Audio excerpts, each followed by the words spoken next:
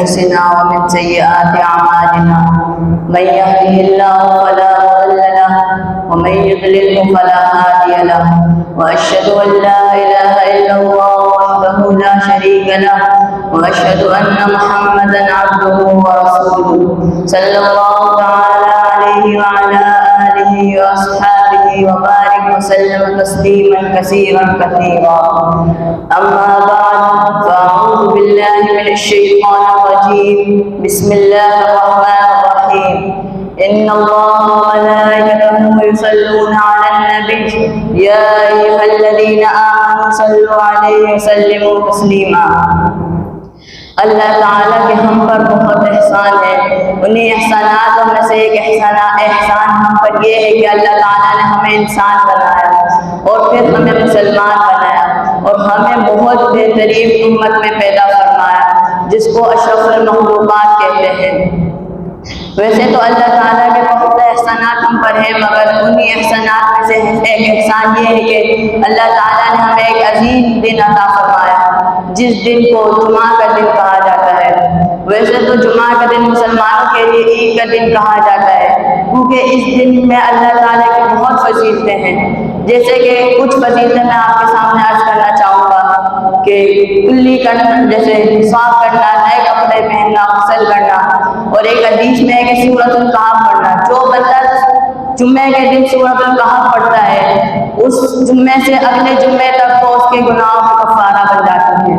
اور اسی طرح سب ان فضیلتوں میں سے جو سب سے بڑی فضیلت اس امت پر ہے وہ یہ ہے درود شریف. درود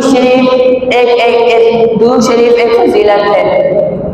ایک حدیث میں آیا ہے کہ وقال رسول اللہ صلی اللہ علیہ وسلم يحسب المؤمن من البخل اذا ذكر عنده فلم يصلي عليه. حضور اکرم صلی اللہ علیہ وسلم نے ارشاد فرمایا مومن کے بخیل ہونے کے لیے یہ بات کافی ہے کہ جب میرا ذکر اس کے سامنے کیا جائے اور وہ مجھ پر درود نہ بھیجے. یعنی ایک مومن کے بخیل ہونے کی انتہا ہے کہ اس کے سامنے نبی کریم صلی اللہ علیہ وسلم کا اسم گرامی آئے، وہ آپ پر درود نہ بھیجے، جو کہ اس کائنات میں ایک مومن کے سب سے بڑے محسن نبی کریم صلی اللہ علیہ وسلم کے سوا کوئی نہیں ہو سکتا. آپ کے احسانات اس امت پر بہت ہے اور خاص طور پر ان لوگوں پر جنہیں اللہ تعالیٰ نے ایمان کی دولت سے نوازا ہے. اتنے احسانات اس امت کے کسی پر بھی نہیں ہے. حضور اکرم صلی اللہ علیہ وسلم کا یہ اپنی امت کی فکر میں یہ حال تھا کہ ایک صحابی ان کا یہ حال فرماتے ہوئے کہتے ہیں کان دائم الفکر متواصل الاحزان، کہ جب بھی میں آپ کو دیکھتا ہوں تو ایسا معلوم ہوتا ہے کہ آپ کسی فکر میں ہیں اور کوئی غم آپ پر طاری ہے. علماء فرماتے ہیں کہ یہ غم کوئی اس بات کا نہیں تھا کہ آپ کی تجارت میں کوئی نقصان آ رہا تھا اور آپ کی دنیاوی مال و دولت میں کل آ رہی تھی، بلکہ یہ اسی امت کے لیے تھا. اس امت کی فکر میں تھا کہ اس امت کو اللہ تعالیٰ کے کسی طرح جہنم کے عذاب سے بچا دے اور اللہ تعالیٰ کی رضا اس امت کو حاصل ہو جائے.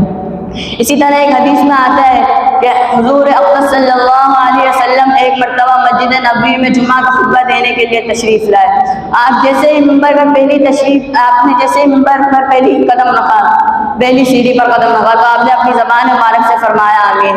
پھر جیسے ہی دوسری سیڑھی پر قدم رکھا پھر آپ نے فرمایا آمین. پھر جیسے ہی تیسری سیڑھی پر قدم رکھا پھر فرمایا آمین. اس کے بعد آپ نے خطبہ دیا اور خطبہ دے کر جیسے ہی نیچے تشریف لائے صحابہ نے آپ سے سوال کیا یا رسول اللہ آج آپ ممبر پر جاتے ہوئے آپ نے 3 مرتبہ بغیر کسی دعا کے آمین کہا، اس کی کیا وجہ ہے؟ حضور اکرم صلی اللہ علیہ وسلم نے فرمایا کہ بات دراصل یہ ہے کہ جب میں ممبر پر جانے لگا اس وقت میرے سامنے جبرائیل علیہ السلام آ گئے. ان نے میرے آگے 3 دعائیں کی اور میں نے ان دعاؤں پر آمین کہا.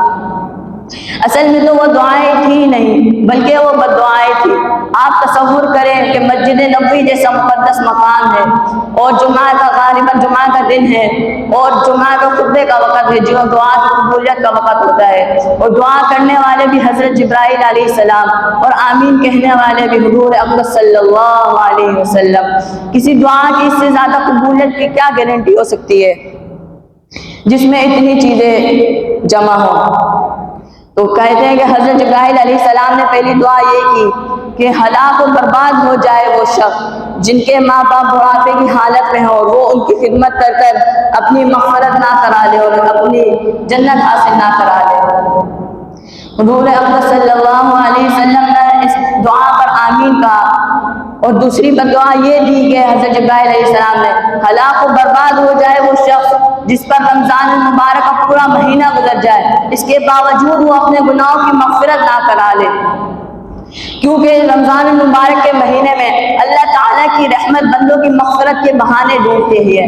اور تیسری بدعا یہ دی حضرت جبرائیل علیہ السلام نے کہ ہلاک و برباد ہو جائے وہ شخص جس کے سامنے نبی کریم صلی اللہ علیہ وسلم کا نام لیا جائے اور وہ آپ پر درود شریف نہ بھیجے، کیونکہ درود شریف بھیجنے پر اتنی سخت وعید ہے، لہذا جب بھی آپ صلی اللہ علیہ وسلم کا نام آپ کے سامنے لیا جائے تو آپ درود شریف ضرور بھیجیں۔ اسی طرح ایک حدیث میں آتا ہے کہ آپ صلی اللہ علیہ وسلم نے حضرت عبداللہ ابن مسعود نے کہا، حضرت حضور صلی اللہ علیہ وسلم نے ارشاد فرمایا کہ اللہ تعالیٰ کے کچھ فرشتے ایسے ہیں جو زمین پر گھومتے رہتے ہیں، اور جو بندہ آپ پر سلام بھیجتا ہے اور وہ فرشتے اس سلام کو آپ صلی اللہ علیہ وسلم تک پہنچاتے ہیں۔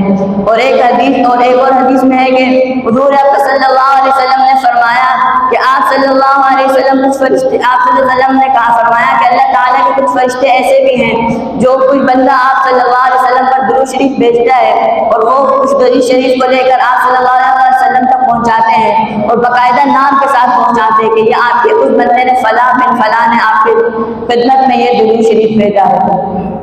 وآخر دعوانا الحمد للہ رب العالمین۔